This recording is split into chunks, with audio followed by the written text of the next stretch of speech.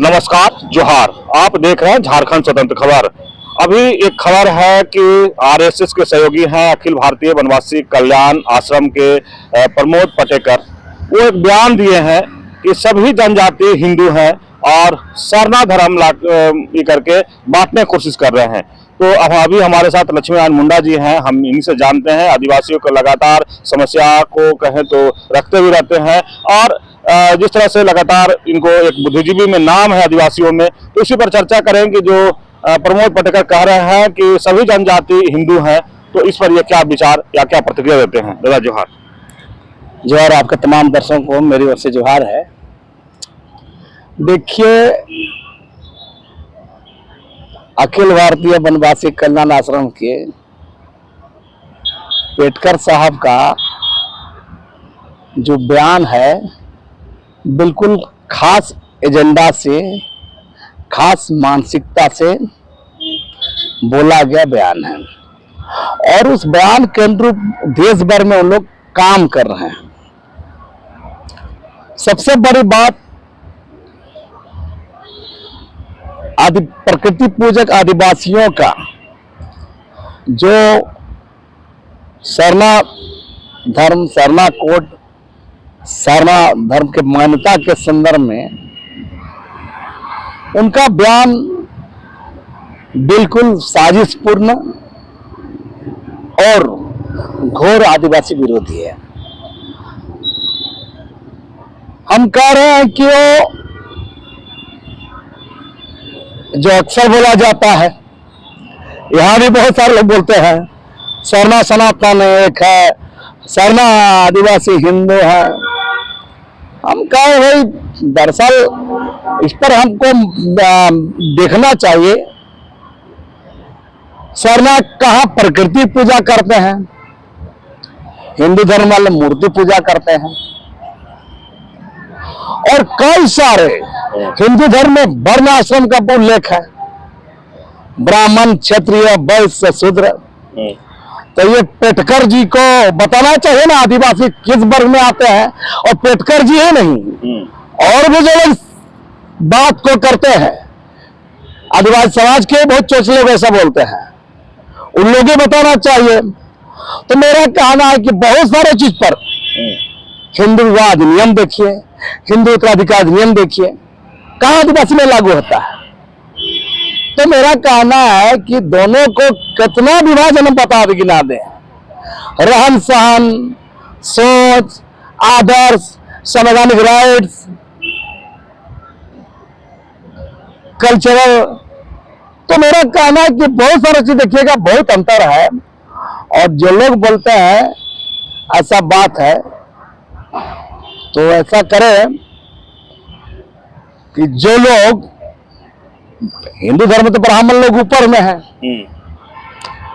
तो ऐसा करें, ब्राह्मण का जो अधिकार है,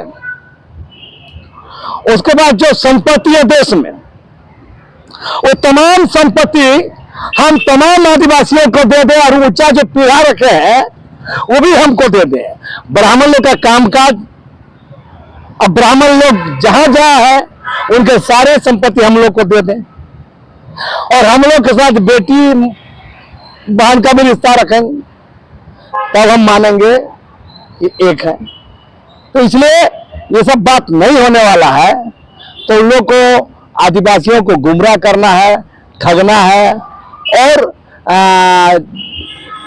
इस पूरे मामले को डाइवर्ट करने का जो मांग किया जा रहा है, हम इस बात को इसलिए बोल रहे हैं कि ये सबसे दुर्भाग्य देश के अंदर में, जिस देश का सुप्रीम कोर्ट कहता हो कि 8% आदिवासी यहाँ का मूल लोग है, बाकी लोग आवर्जक के बाहर से आए हुए लोग हैं, 92% बाहर से आए हुए लोग हैं। और आप देखेंगे 1% लोगों का आज भी उसका रिलीजन क्लियर नहीं किया गया है, उसका जो धार्मिक जो बिलीफ मान्यता है उसको आज तक रिकॉग्नाइज नहीं किया गया, मान्यता नहीं दिया गया है। हम इस बात से कर रहे हैं, देखिए बता रहे हैं, दुनिया में 3 लाख वर्ष पूर्व इंसान दुनिया में आया और जितने रिलीजन जो अभी कल पंथ जो रिलीजन आए हैं, इसे 3 से 4 साल पहले आ रहा है। और हम लोग बहुत लंबे समय से, जब से ज्ञानी मानव जो बना, आदिवासी लोग जंगल झाड़ में रहते, उस समय में नदी नाला पहाड़ पर्वत जंगल झाड़ सबको पूजा पाठ करते थे। वही प्रकृति पूजा, उसी को बोल रहे हैं हम लोग। एक सेपरेट रिलीजन हम लोग को, जो हम प्रकृति पूजा करते हैं, कहीं सरना है कहीं गोंडी है, तो मेरा कहना है उसी को सेपरेट रिलीजन हम लोग को भी मिलना चाहिए, ये मांग कर रहे हैं। और इस देश का शासक वर्ग या राजनीतिक वर्ग आज तो इस बात को मैंने आदिवासियों के साथ भेदभाव कर रहा है कि उसका अपना रिलीजन नहीं दे रहा है, और उसी को गोल मोल घुमा करके डाइवर्ट करने के लिए मैंने हिंदू हैं तो क्या है इसे बोला जाता है। और इसे आदिवासी समुदाय बखूबी समझ रही है, और आज न कल आदिवासियों का अलग रिलीजन का जो सेपरेट रिलीजन है उसको देना पड़ेगा। लेकिन दादा ये भी बोल रहे हैं कि सरना धर्म ला करके बांटने की कोशिश किया जा रहा है। तो उन लोग को पूछना चाहिए, देश के अंदर में 5000 जातियों में किसने बांटा? देश में ये बहुत ब्राह्मणवाद जो आज हिंदू का आवरण लिए हुए है, हिंदू का चोला ओढ़े हुए है। जब मुसलमान के साथ लड़ाई होगा तब एक हो जाते हैं, हाँ सब इन सबको एक करते हैं।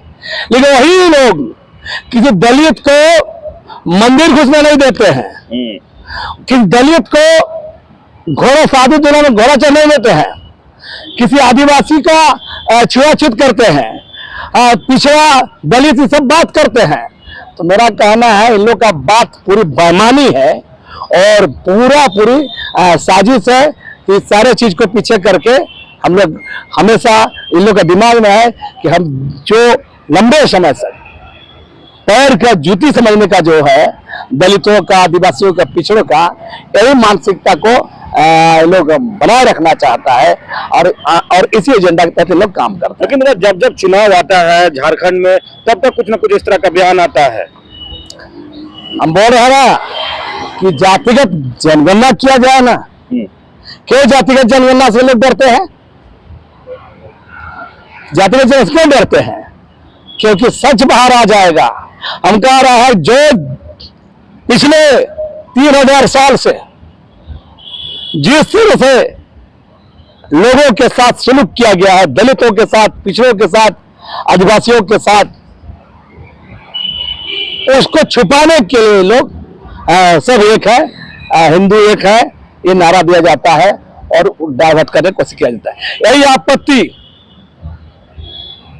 जब जैन लोग को अलग कोड दिया गया तब क्यों नहीं बोला गया? जब बौद्ध लोग को अलग कोड दिया उसमें क्यों नहीं बोला गया? जब सिख लोग के लिए अलग कोड दिया गया उसमें क्यों नहीं बोला गया? तो दरअसल ये साजिश को हम लोग भी समझते हैं और पूरा आदिवासी समुदाय इस छल को समझता है। लेकिन इस तरह का बयान से खासकर झारखंड की बात करें तो क्या कितना बेनिफिट होगा, कितना नुकसान होगा? देखिए भाजपा तो फंस गई है इस राज्य में, चाहे जनता सुरक्षा मंच का बात लेकर लाए, चाहे आपका ये पेटकर का बयान आए, चाहे और भी इसका जो एक्टिविटी है। आप गौर कीजिए ना, भारतीय हम लाख कुछ कर लेंगे, एक बात आप मानना पड़ेगा, भारतीय जनता पार्टी में फंस गई है। जिस घुसपैठिए के नाम पर चिल्लाती है उसका पार्टी में ही घुसपैठिए लोग भर गए हैं। हम इसलिए कह रहे हैं, और भाजपा के जो समर्पित पुराने कार्यकर्ता लोग आज मतलब हालत खराब है उन लोग का, ये पूरा भाजपा घुसपैठियों की पार्टी बन गई है। बाहरी घुसपैठियों का नारा देके राजनीति करना चाहती है और इसी में भाजपा फंसी हुई है, और इसे पार पाना इतना आसान भाजपा को अभी नहीं है। इसलिए चुनावी राजनीति में यहाँ पर भाजपा पिछड़ रही है। चलिए, अभी आप सुन रहे थे बुद्धिजीवी लक्ष्मीनारायण मुंडा जी की बात। जिस तरह से पाटेकर जी की बात ये था कि सभी जनजाति हिंदू हैं, उस पर अपना प्रतिक्रिया भी दिए। लेकिन एक बहुत बड़ी बात कहा गया है कि बीजेपी झारखंड में फंस गई है और झारखंड में बीजेपी के अंदर घुसपैठ हो गया है। जो इनका अपना बीजेपी के कार्यकर्ता थे आज हाशिए में है। ये बात जो है लगातार लोग कह भी रहे हैं कि बीजेपी के अंदर घुसपैठ हो चुका है और बीजेपी घुसपैठ की बात करता है, लेकिन बीजेपी घुसपैठ की बात करके राजनीति करना चाहता है। लेकिन अब ये देखना होगा कि जिस तरह से लक्ष्मण मुंडा जी कहे कि बीजेपी के अंदर में घुसपैठ हो गया है, तो ये सब जो विधानसभा चुनाव होगा, चुनाव को लेकर के जो भी बयानबाजी हो रहा है वो कितने फायदेमंद होगा, कितने नुकसान होगा, ये तो चुनाव में के बाद देखने को मिलेगा। तो इस तरह खबर को देखने के लिए आप झारखंड से जुड़े रहिए। जोहार, नमस्कार।